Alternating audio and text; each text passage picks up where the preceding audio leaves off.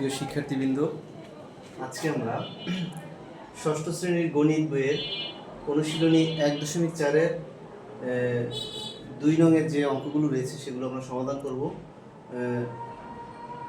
অঙ্কগুলো হলো সমহর বিশিষ্ট ভগ্নাংশে প্রকাশ করো।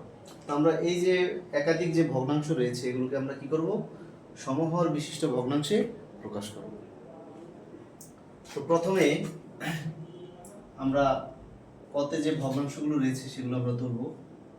5/2, 10/7 এবং 40/9। তো শুরুতে আমাদের যে হরগুলো রয়েছে সেগুলো লসাগু করব। তো হরগুলো হচ্ছে 5, 10 এবং 40। তো লসাগু করার ক্ষেত্রে যেহেতু সর্বনিম্ন দুইটি সংখ্যা জোড়, তাহলে আমরা এদেরকে 2 দ্বারা ভাগ করব।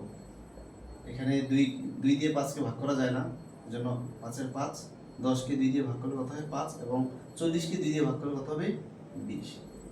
আবার এবার আমরা 5 দিয়ে ভাগ করব। 5-কে 5, 5-কে 5 এবং 4-5 20। সুতরাং লসাগু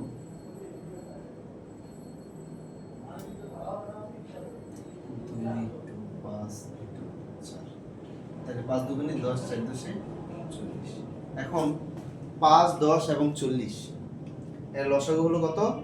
40।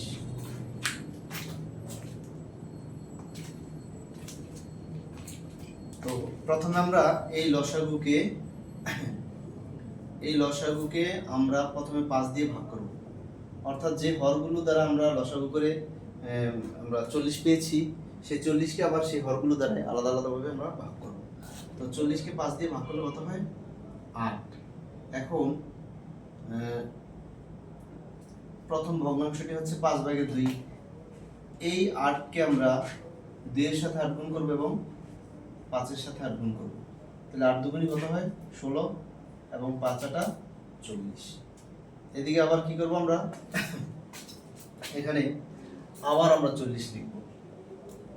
40কে এবার পরবর্তী যে হর অর্থাৎ 10 দিয়ে আমরা ভাগ করব। তো 10 দিয়ে ভাগ করলে কত হয় 4।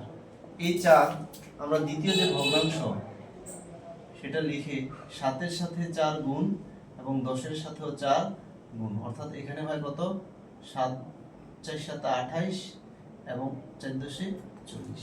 আবার 40কে আমরা ভাগ করব কত দিয়ে 40 দিয়ে। তো 40কে 40 দিয়ে ভাগ করলে কত হয় 1। এখন এই 1-এর সাথে আমরা 9 এবং 40 উভয় সংখ্যার সাথে আমরা 1 গুণ করব। 9-এর সাথে 1 গুণ এবং 40-এর সাথেও 1 গুণ। তাহলে এখানে হয় 9-কে 9 আর এখানে হয় 40-কে 40। এবার একটা বিষয় লক্ষ্য করো, প্রত্যেকটা ভগ্নাংশের নিচে দেখো হর 40, এখানেও হর 40, এখানেও হর 40, অর্থাৎ সব কয়টার হর সমান। এজন্য এই ভগ্নাংশগুলোকে বলা হয় কি সমহর বিশিষ্ট ভগ্নাংশ। তা আমরা কি করলাম, সমহর বিশিষ্ট সাধারণ যে ভগ্নাংশগুলো রয়েছে সেগুলোকে আমরা সমহর বিশিষ্ট ভগ্নাংশে প্রকাশ করলাম। তাহলে আমরা লিখতে পারি, সুতরাং সমহর বিশিষ্ট